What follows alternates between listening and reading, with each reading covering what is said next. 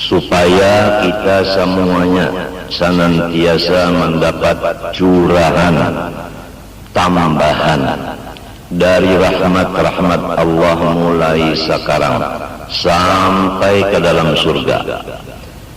Kita hendaknya berusaha ikhtiar sambil berdoa, yaitu dengan perangai yang paling utama, yaitu bersifat maras kasihan kepada seluruh ciptaan Allah, baik yang mempunyai roh maupun yang tidak mempunyai roh, terutama orang-orang yang membaca dua kalimat syahadat dimanapun berada. Maka hendaklah engkau bergaul dengan sesama Islam dengan membawa maras kasihan hati kepada seluruh mereka itu, terutama orang Islam yang engkau marasi sempurna itu, yaitu orang Islam yang memusuhi ia akan engkau, atau orang Islam yang menghiri dengki ia akan engkau. Jadi diumpamakan diri kita, wujud kita ini dari ujung rambut sampai ke ujung kuku adalah lampu rahmatnya Allah.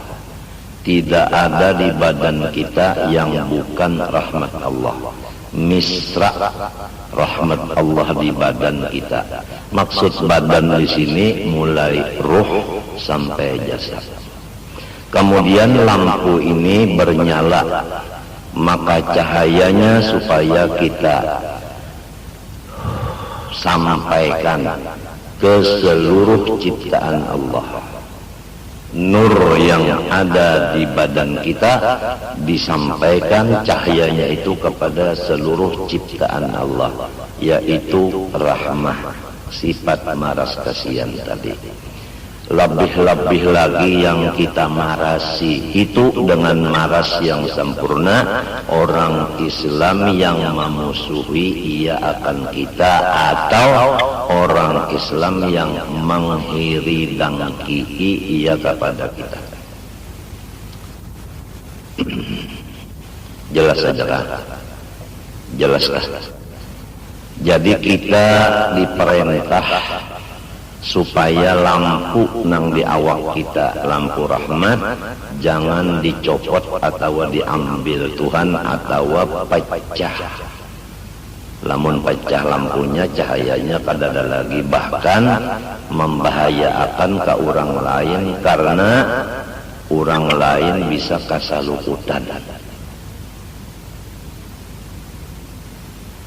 Konslet, kalau sudah hilang sifat maras kasihan, konslet listriknya kebakaran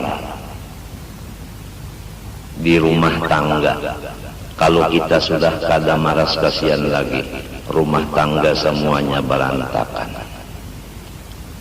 Bini kita sariki, laki disariki, anak dimarahi, dan sanak kada dikatujui. Pokoknya rumah tangga kita menjadi api kebakaran apabila sudah di rumah ini hilang sifat syafaqah kamilah. Padahal selain daripada ciptaan Allah, ditambah lagi sama-sama Islam, ditambah lagi sudah menjadi pula warga, balaki babini, sudah jadi sarumah. Maka penting sama sekali masalah maras kasihan ini, supaya kita umpama jua dosa yang sudah dikaji kita jauhi dengan taubat.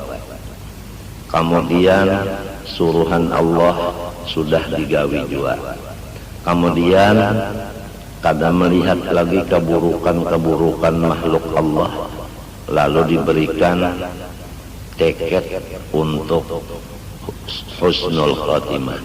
Tapi apa artinya kalau hanya begitu aja tanpa limpahan rahmat Allah? Ini yang paling terakhir. Sesudah mengenal Allah dan lain-lainnya daripada rukun iman nang 6, sesudah mengenal rukun Islam dan mengamalkannya, kemudian mengamalkan akan akhlak-akhlak yang disebut di dalam setiap sifat 20, seperti wujud, semalam, zikir, kidam, syukur, baka, istighfar, dan seterusnya daripada akhlak-akhlak itu. Disambung pula supaya kita ini menjadi orang takwa. Takwa itu menjauhkan yang dilarang Allah. Sudah dilajari yang dilarang Allah atau dosa, sudah saban butingan nang di anggota 7, kemudian dosa nang seluruh badan.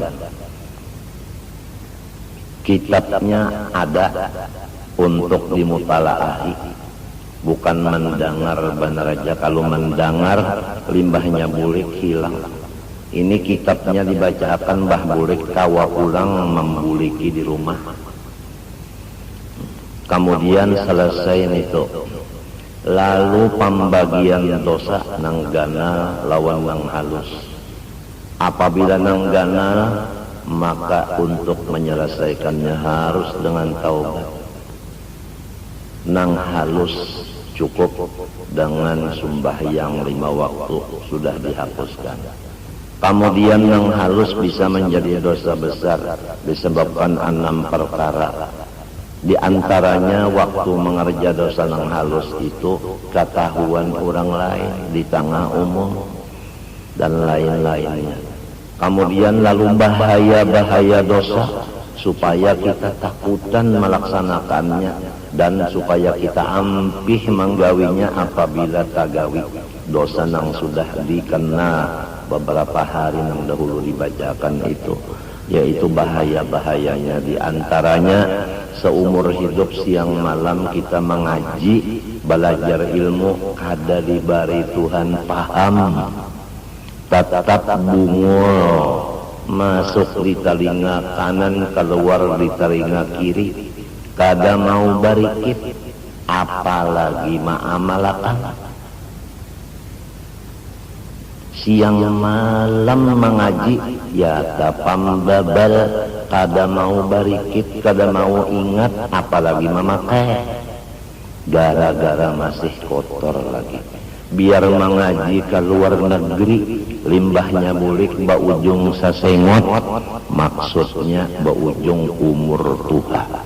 Lamun alim atau berhasil kada jua. Tapi namun dosa sudah diampihi, kada membuliki lagi.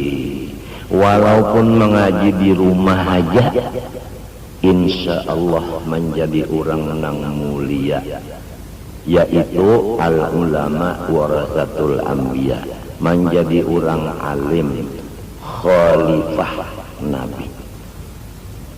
Yang penting dosa dijauhi. Ilmu dari Tuhan, kada maunjuk Tuhan kecuali lawan orang nang kada badosa.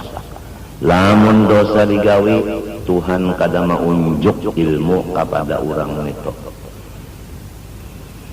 Ruginya kita menuntut ilmu siang malam duduk uyuh pinggang, boongkos banyak duit habis, mata kalat,